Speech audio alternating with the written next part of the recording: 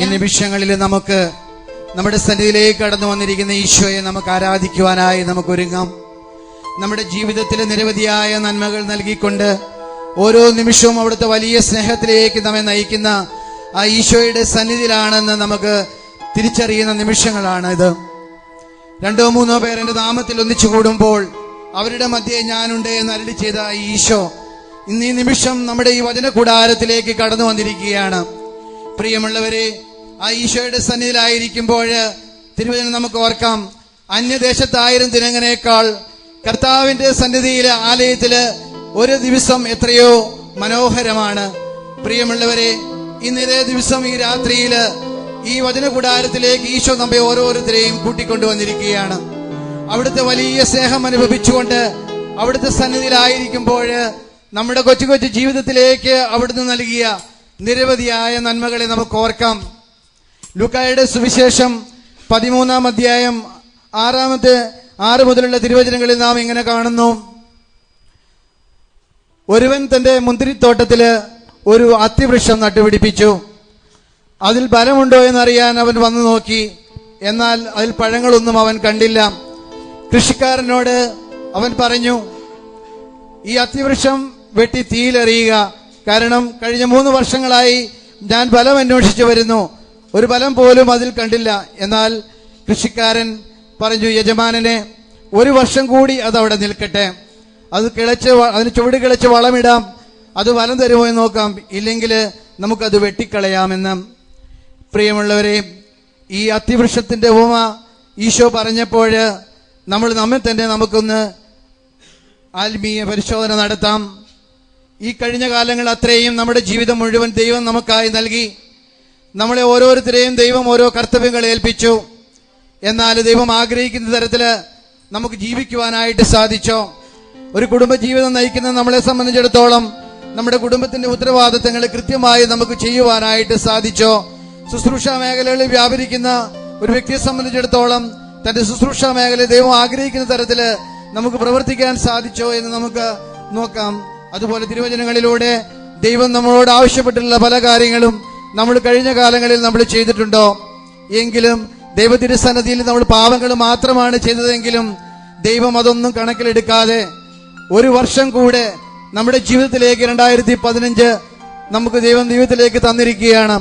ഈ കഴിഞ്ഞ കാലങ്ങളില് ഈശോയുടെ തിരുസന്നിധിയില് നമുക്ക് ചെയ്യാൻ കഴിയാതെ പോയിട്ടുള്ള നമ്മുടെ എല്ലാ പാപങ്ങളും നന്മകളെല്ലാം ഒഴിവാക്കിയ ദൈവത്തോട് നമുക്ക് ക്ഷമ യോജിച്ചതുകൊണ്ട് ദൈവത്തിരുസന്നിധിയിൽ നമ്മൾ തെറ്റുകൾ പ്രവർത്തിച്ചിട്ടുണ്ടെങ്കിൽ നമ്മുടെ എല്ലാ തെറ്റുകളും തിന്മകളും പാപത്തിന്റെ മേഖലകളും ദൈവം ആഗ്രഹിച്ച തരത്തില് നന്മകൾ ചെയ്യാൻ അവസരം കിട്ടിയപ്പോഴും നന്മകൾ ചെയ്യാതെ നമ്മൾ മാറിപ്പോയിട്ടുള്ള നിമിഷങ്ങളെ ഒക്കെ നമുക്ക് തമ്പുരാന്റെ കരങ്ങളിൽ സമർപ്പിക്കാം. ദൈവത്തോട് കരുണ തോന്നണമേ എന്ന് നമുക്ക് പ്രാർത്ഥിക്കാം. ദൈവം നൽകിയിട്ടുള്ള ഈ പുതിയ ഒരു വർഷം ദൈവത്തിന് വേണ്ടി പ്രവർത്തിക്കുവാന്, ദൈവത്തിന്റെ പ്രിയപ്പെട്ട മക്കൾക്ക് വേണ്ടി പ്രവർത്തിക്കുവാന് അവിടെ തിരുവചനത്തിലൂടെ നമ്മൾ ഓർപ്പിച്ചതുപോലെ ഈ ചെറിയവർ ആർക്കെങ്കിലും നിങ്ങൾ ഒരു പാത്രം വെള്ളമെങ്കിലും കൊടുത്തപ്പോൾ അത് നിങ്ങൾ എനിക്ക് വേണ്ടിയാണ് ചെയ്തത്. ആ തിരുവചനത്തിനനുസരിച്ച് ഇനിയുള്ള കാലങ്ങളില് കഴിഞ്ഞ കാലങ്ങളെ ഓർത്ത് ദൈവത്തിന്റെ കണ്ണിൽ കരുണ യാചിച്ചുകൊണ്ട് നന്മകൾ പ്രവർത്തിക്കുവാനായിട്ട് വാഗ്ദാനം ചെയ്തുകൊണ്ട് ദൈവത്തിരുസന്നിധിയിൽ നമ്മുടെ കരങ്ങൾ ഒരു നിമിഷം നമുക്ക് സ്വർഗത്തിലേക്ക് ഉയർത്താം. നല്ലവനായ ദൈവത്തിന് നമ്മുടെ കരുണയുള്ള കരങ്ങളിലേക്ക് നോക്കിക്കൊണ്ട്, ആ കണ്ണുകളിലേക്ക് നോക്കിക്കൊണ്ട് നമുക്ക് ഒരു നിമിഷം നമുക്ക് നന്ദി പറഞ്ഞ് സ്തുതിച്ച് ആരാധിക്കാം. ദൈവമേ മഹത്വം, ദൈവമേ ആരാധന. ഹല്ലേലൂയ, ഹല്ലേലൂയ, ഹല്ലേലൂയ. പ്രിയമുള്ളവരെ, നമുക്ക് കരങ്ങൾ ഉയർത്തി സ്തുതിക്കാം. ദൈവത്തിന്റെ സാന്നിധ്യം നിറഞ്ഞു നിൽക്കുന്ന ഈ വചന കൂടാരത്തില് ദൈവത്തെ നമുക്ക് സ്തുതിച്ച് മഹത്വപ്പെടുത്തി ആരാധിക്കാം. പരിശുദ്ധാത്മാവിന്റെ വലിയ നിറവിനായി നമുക്ക് ദാഹിച്ചുകൊണ്ട് സ്തുതിച്ച് പ്രാർത്ഥിക്കാം. Hallelujah, hallelujah. ദൈവമേ മഹത്വം, ദൈവമേ ആരാധന. ഹല്ലേലൂയ, ഹല്ലേലൂയ, ഹല്ലേലൂയ, ഹല്ലേലൂയ. ദൈവത്തിന്റെ വലിയ കരുണ നമുക്ക് ലഭിക്കുവാനായിട്ട് ഗായക സംഘത്തോടുകൂടി കരുണയുടെ ഒരു ഗാനം ആലപിച്ചുകൊണ്ട് നമുക്ക് ദൈവത്തെ സ്തുതിച്ച് മഹത്വപ്പെടുത്താം.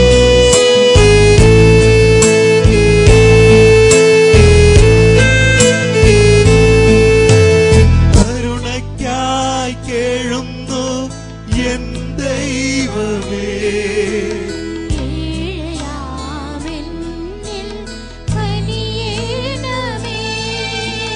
കരുണയ്ക്കായി കേഴുന്നു എൻ യേശുവേ.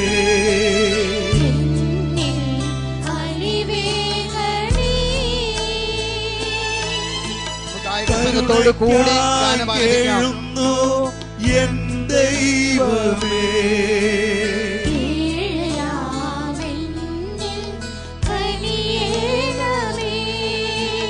കരുണയ്ക്കായി കേഴുന്നു എൻ യേശുവേ,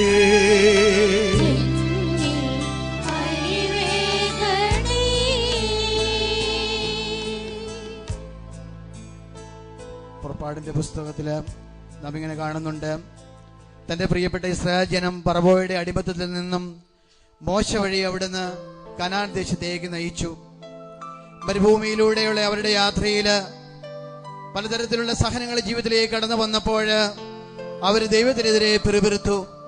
എന്നാൽ അവരുടെ ഓരോരോ ആവശ്യങ്ങളിലും നല്ലവനായ ദൈവം അവരോടൊപ്പം അവരുടെ മുമ്പേ നടന്നു. പകല് വലിയ തീജ്വാല പോലുള്ള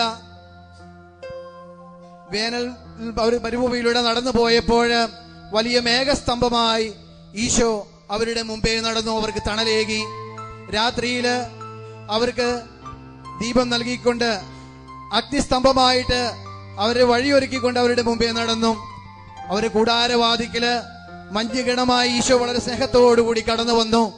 അവർക്ക് വിശന്നപ്പോൾ ഈശോ അവർക്ക് മന്ന ഒഴിച്ചു കൊടുത്തു, കാട ഇറച്ചി കൊടുത്തുകൊണ്ട് അവരുടെ വിശപ്പടക്കി. പ്രിയമുള്ളവരെ, ദൈവം തന്റെ ജനത്തെ തിരഞ്ഞെടുത്തുകൊണ്ട് അവരുടെ വഴികളിലൂടെ അവരുടെ മുമ്പേ നടന്നതുപോലെ നമ്മുടെ ജീവിതത്തിലും നമ്മുടെ വിവിധ ആവശ്യങ്ങളിലേക്ക് കടന്നു വന്നുകൊണ്ട് ഈശോ നമ്മോടൊപ്പമായിരിക്കുകയാണ്. എന്നാൽ പലപ്പോഴും നമ്മുടെ കൂടെ നടക്കുന്ന, നമ്മുടെ മുമ്പേ നമ്മളെ നയിച്ചുകൊണ്ട് നടക്കുന്ന നമ്മുടെ പ്രിയപ്പെട്ട ദൈവത്തെ പലപ്പോഴും നമുക്ക് കാണാതെ പോകുന്നു. നമ്മുടെ ജീവിതത്തിൽ ചെറിയ ചെറിയ സഹനങ്ങൾ കടന്നു വരുമ്പോൾ ഇസ്രായേൽ ജനത്തെ പോലെ നാമും ദൈവത്തിനെതിരെ പിറുപിറുക്കുന്നു. ഫറവോയുടെ അടിമത്തത്തിലായിരുന്നപ്പോൾ വയറ് നിറച്ച് ആഹാരം കിട്ടുമായിരുന്നു, എന്തിനാണ് ഈ മരുഭൂമിയിലേക്ക് ഞങ്ങളെ കൂട്ടിക്കൊണ്ടുവന്നത് എന്ന് മോശയുടെ മുന്നിൽ അവര് പിറുപിറുത്തതുപോലെ നമ്മുടെ ജീവിതത്തിലും കൊച്ചു കൊച്ചു സഹനങ്ങൾ കടന്നു വരുമ്പോൾ, അല്ലെങ്കിൽ ദൈവത്തിരുസന്നിധിയിൽ നമ്മുടെ പ്രാർത്ഥനകൾ സമർപ്പിച്ചപ്പോൾ നമ്മുടെ പ്രാർത്ഥനയ്ക്ക് ഉത്തരം ലഭിക്കാതെ വന്നപ്പോൾ ദൈവത്തിനെതിരെ നമ്മൾ പിറുപിറുത്ത നിമിഷങ്ങൾ ഉണ്ടാകാം. അല്ലെങ്കിൽ നമ്മുടെ പ്രാർത്ഥനകളെല്ലാം നമ്മൾ ഉപേക്ഷിച്ചുകൊണ്ട് നമ്മുടേതായ വഴികളിലൂടെ നമ്മൾ ഈ ലോകത്തിന്റെ ശക്തിക്ക് പിന്നാലെ നമ്മൾ നടന്ന നിമിഷങ്ങൾ ഉണ്ടായിരിക്കാം. അങ്ങനെയുള്ള ഓരോ നിമിഷങ്ങളെയും നമുക്ക് ഈ നിമിഷം തമ്പുരാന്റെ സന്നിധിയിൽ നമുക്ക് സമർപ്പിക്കാം. ഹെബ്രായരുടെ പുസ്തകം രണ്ടാം അധ്യായം 7-8 തിരുവചനങ്ങളില് ഇങ്ങനെ പറയുന്നു, മനുഷ്യനെ ഓർക്കാൻ അവൻ ആരാണ്? ദൂതന്മാരെക്കാൾ തൊട്ടു താഴെയായി ദൈവം അവനെ സൃഷ്ടിച്ചു. സകല മഹത്വവും ബഹുമാനം കൊണ്ട് അവനെ കിരീടമണിയിച്ചു. അവന്റെ പാദത്തിന്റെ കീഴില് ഈ ലോകത്തിലുള്ള സമസ്തവും അവൻ കീഴ്പ്പെടുത്തി. അവന്റെ കീഴിലാക്കിയെന്ന് പറയുമ്പോൾ ഒന്നും തന്നെ അവന്റെ കീഴിലല്ലാതെ ഉപേക്ഷിക്കപ്പെട്ടില്ല. പ്രിയമുള്ളവരെ, ദൈവദൂതന്മാരെക്കാൾ തൊട്ടു താഴെയായിട്ടാണ് ദൈവം മനുഷ്യനെ സൃഷ്ടിച്ചത്. അവിടുത്തെ സ്നേഹത്തിന്റെ അനന്തമായ കാരുണ്യം നമുക്കറിയാം. അവിടുന്ന് സർവ്വ ബഹുമാനവും മഹത്വവും കൊണ്ട് നമ്മെ കിരീടമണിയിച്ചു. ഈ ലോകത്തിലുള്ള മുഴുവനും അവിടെ നമ്മുടെ പാദത്തിന്റെ കീഴിലാക്കി. ദൈവദൂതന്മാരുടെ സ്ഥാനത്ത് നമ്മളെ നിർത്തിയിട്ടുള്ള ഈശോയുടെ വലിയ സ്നേഹം നമുക്ക് ഒരു നിമിഷം നമുക്ക് ഓർക്കാം. എത്ര വലിയ സ്നേഹമാണ് ഈശോ നമുക്ക് നൽകിയിരിക്കുന്നത്. യെശയ്യായുടെ പുസ്തകം 6-ാം അധ്യായം 3-ാമത്തെ വാക്യം നാം കാണുന്നു, സൈന്യങ്ങളുടെ കർത്താവ് പരിശുദ്ധൻ പരിശുദ്ധൻ പരിശുദ്ധൻ, ദൈവത്തിന്റെ മഹത്വം ഭൂമി മുഴുവൻ നിറഞ്ഞു നിൽക്കുന്നു. പ്രിയമുള്ളവരെ, ആ ദൈവത്തിന്റെ മഹത്വം ഈ വചനകൂടാരത്തിൽ ഇപ്പോൾ നമ്മുടെ ചുറ്റും നിറഞ്ഞു നിൽക്കുന്ന ഈ നിമിഷത്തില് ദൈവദൂതന്മാരെക്കാൾ തൊട്ടു താഴെ നമ്മെ സൃഷ്ടിച്ച നമുക്ക് സ്വർഗീയ ഗണങ്ങളോടുകൂടെ മലാഖമാരോടുകൂടെ ഈ നിമിഷം നമുക്കും ദൈവദൂതന്മാരുടെ സ്ഥാനത്ത് നിന്നുകൊണ്ട് നമ്മളെ സ്നേഹിക്കുന്ന, നമ്മുടെ ഓരോ ആവശ്യങ്ങളിലും കടന്നു വരുന്ന, നമ്മുടെ ജീവിതത്തിലെ ദുഃഖങ്ങളിലേക്ക് കടന്നു വരുന്ന ആ ഈശോയെ നമുക്ക് ഓർക്കാം. വെറും 30 വയസ്സ് പ്രായമുള്ളപ്പോൾ നമുക്ക് വേണ്ടി കുരിശുമരണം പ്രാപിച്ച ഈശോ കുരിശിൽ കിടന്നതിന്റെ ആത്മാവിനെ പിതാവായ ദൈവത്തിന് സമർപ്പിക്കുന്നതിന് മുമ്പ് അവിടുന്ന് അരുളി ചെയ്തു, എല്ലാം പൂർത്തിയായി, എന്റെ ആത്മാവിനെ ഞാൻ അവിടുത്തെ കരങ്ങളിൽ ഏൽപ്പിക്കുന്നു എന്ന്. പ്രിയമുള്ളവരെ, ഇന്ന് നമ്മളെ ഓരോരുത്തരെയും നോക്കുകയാണെങ്കിൽ 40-ഉം 50-ഉം വയസ്സ് ഈ ലോകത്തിൽ നമ്മൾ ജീവിച്ചു തീർന്നു.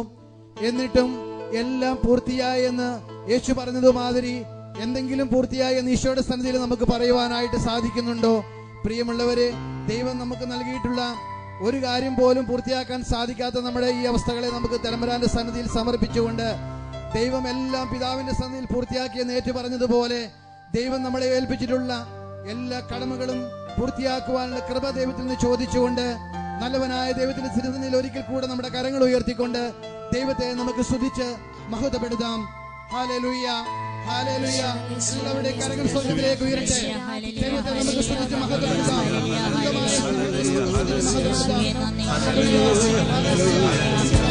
ദൈവമേ, ഈ നിമിഷം അവിടുത്തെ വലിയ ശക്തി അവിടുത്തെ പ്രിയപ്പെട്ടവരിലേക്ക് അവിടുന്ന് ഒഴുകണം. Hallelujah, hallelujah.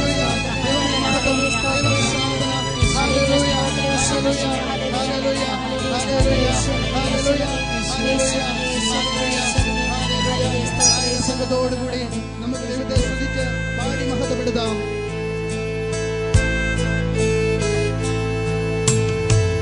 ഏറ്റു ചൊല്ല നിൻ തിരുമുൻപിൽ പാപിയാണേ ഞാൻ. പിഴയേറ്റു ചൊല്ലാം നിൻ തിരുമുൻപിൽ പാപിയാണേ ഞാൻ. നിൻ പക്കലേക്കെന്റെ കണ്ണുകളുയർത്താൻ യോഗ്യതയില്ലാതെ കേഴുന്നു. നിൻ പക്കലേക്കെന്റെ കണ്ണുകളുയർത്താൻ യോഗ്യതയില്ലാതെ കേഴുന്നു. കരുണയ്ക്കായി കേഴുന്നു എൻ ദൈവമേ.